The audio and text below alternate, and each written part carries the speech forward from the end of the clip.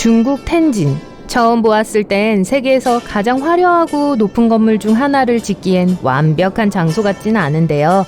하지만 중국의 한 회사가 모험을 해보기로 합니다. 그들은 갑부들이 즐길 수 있는 많은 것들을 갖춘 독특하고 엄청난 마천루인 골든 파이낸스 117에 대한 비전을 갖고 있었죠. 그 당시 아무도 그게 세계에서 가장 높은 유령 마천루가 될 거라고는 생각도 못했습니다. 즉 그곳은 활력도 없고 행사도 없으며 사는 사람도 없는 초고층 빌딩이 된다는 뜻이에요. 아무도 더 이상 이야기조차 하지 않는 곳이 되었죠. 세계에는 인상적인 고층 빌딩들이 있어요. 첫 번째 빌딩은 1885년 시카고에 지어졌어요. 그리고 오늘날 가장 높은 곳은 두바이에 있습니다. 그리고 상하이에 하나 있고 또 하나는 메카와 선전에 있어요. 골든 파이낸스 117은 지금까지 지어진 가장 높은 5번째 마천루가 될 예정이었죠. 공사는 13년 전에 시작되었어요. 그리고 처음에는 매우 유망해 보였습니다. 2015년 건물은 최대 높이에 도달했어요. 597m였죠. 하지만 그러다 뭔가 불가사의한 일이 일어났어요. 사람들이 고층 건물이 거의 완공된 직후 건물을 떠났어요. 그리고 오늘날까지 이 모든 프로젝트는 미완성인 채로 남아있어요. 이 회사는 2008년에 이 아이디어를 얻었는데요. 그 기간 동안 중국 전역의 많은 도시들은 세계 무대에서 한 자리 차지하기 위해 인상적인 뭔가를 건설하려고 노력하고 있었죠. 골든 파이낸스 117은 부유한 사람들을 위한 상업 및 주거용 타워가 될 예정이었어요.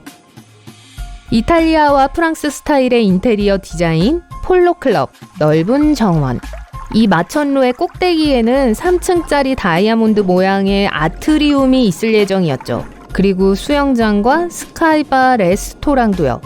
그리고 세계에서 가장 높은 전망대도 잊으면 안 되고요. 돈 있는 사람들을 위한 천국이었죠. 그런 고층 빌딩 꼭대기에 산다는 걸 상상해보세요. 골든 파이낸스 117은 가장 높은 곳에서도 거주할 수 있는 걸로 모든 사람들의 기대를 받았습니다. 이 복합 고층 건물은 지상 128층 높이로 지어질 예정이었죠. 그중 117개를 상업공간과 호텔로 만들 계획이었는데요. 11개의 추가층에는 운영 및 기계 서비스를 위한 것으로 설계했었어요. 이 건물의 높이 대 너비의 비율은 9.5대 1이었어요. 그렇게 높고 얇은 타워를 지을 때는 강한 바람과 같은 힘을 조심해야 합니다. 하지만 이 초고층 빌딩은 그 모든 것을 견딜 수 있게 설계되었어요. 당연하게도 엄청나게 큰 버팀쇠가 있는 페리미터 프레임, 거대한 점점 줄어드는 기둥, 그리고 이동 트러스가 있었죠. 외견상으론 모든 게 좋아 보였고요. 뛰어난 디자인과 독특한 구조였으니까요. 하지만 회사가 사전 판매를 시작하기 전에 당국은 최종 제품을 검사하고 승인해야 했죠. 이는 모든 신규 개발자들이 부동산 시장에서 한 자리를 지키고 싶다면 거쳐야 하는 과정이에요.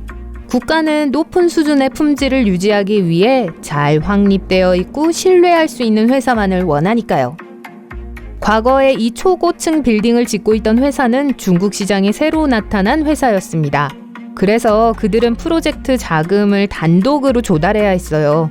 그들은 각각의 건물이 완공될 때까지 투자금을 회수할 수 없었어요. 다른 말로 하면 처음부터 어려웠다는 거예요. 하지만 그들은 결과에 초점을 맞췄어요. 만약 큰 사건 없이 전체 프로젝트를 끝마친다면 보상이 어마어마할 거였죠. 그래서 2008년 8월에 공사를 시작했습니다.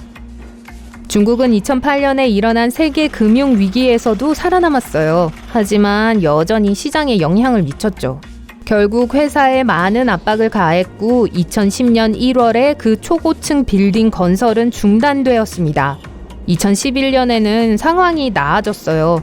그때 회사는 그 일을 계속하기로 결정하고 타워를 완성하고 시장이 다시 한번 성장하고 있었기 때문에 그걸 팔 준비를 했었죠. 하지만 부동산 시장의 모든 규칙을 고려해보면 회사는 매우 취약한 상태에 있었어요. 상황은 점점 더 복잡해졌죠.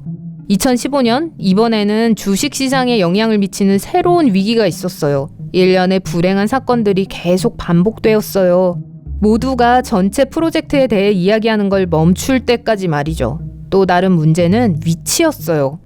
그 초고층 빌딩은 산업용지였던 곳에 지어지고 있었어요. 그리고 그 지역에는 이런 건물을 살 여유가 있는 부유한 사람들이 많지 않았죠.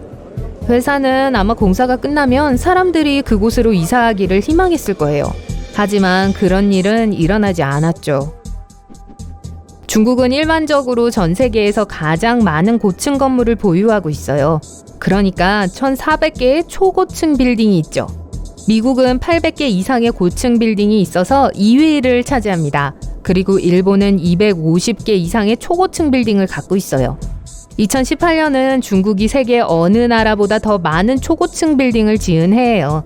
높이 200m 이상의 88개의 새로운 건물들이 그곳에 생겨났죠. 하지만 예상치 못한 여러 사건 때문에 골든 파이낸스 117은 빛을 발할 기회를 얻지 못했어요.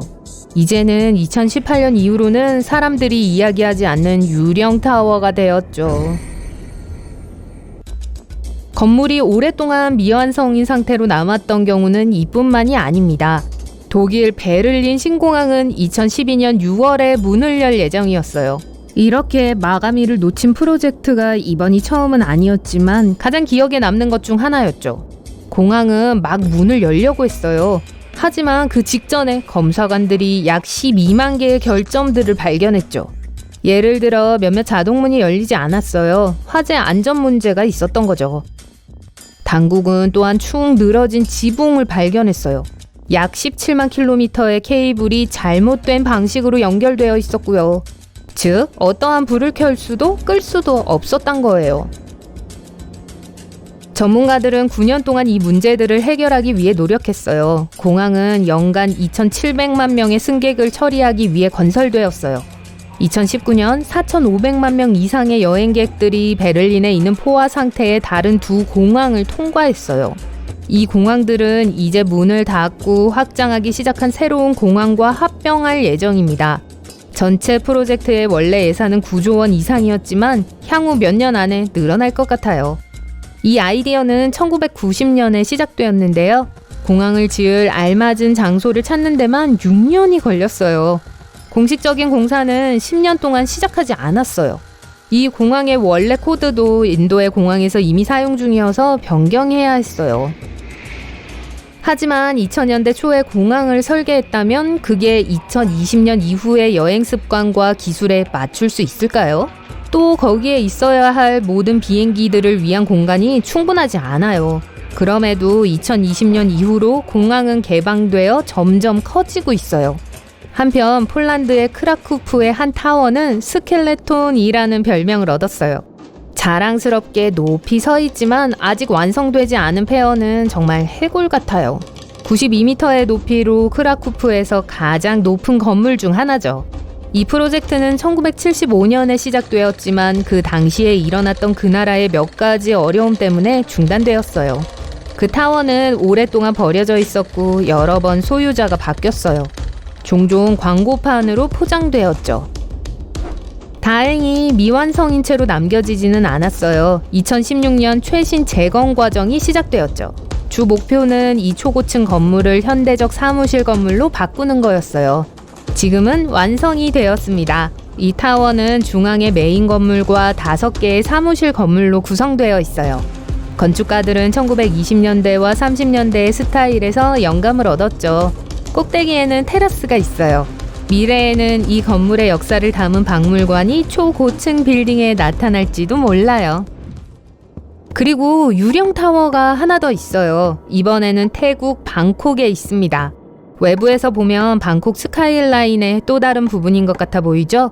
이 마천루는 약 75% 완공되었어요.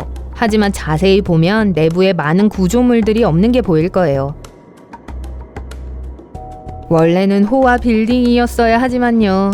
지금은 버려진 또 다른 고층 건물일 뿐이죠. 울타리로 둘러싸여 있고 안전해 보이지 않아요. 벽은 낙서로 뒤덮여 있고 전기도 들어오지 않죠. 이 건물은 이게 무엇이 될 수 있었는지를 상기시켜주기 위해 그곳에 서서 전 세계의 도시 탐험가들의 관심을 끌고 있죠. 위기가 시작되자 건설 과정이 중단되었어요. 그리고 지금은 오직 모험가들만이 그 도시와 강의 멋진 경치를 즐기기 위해 가끔 그 장소를 방문할 뿐입니다.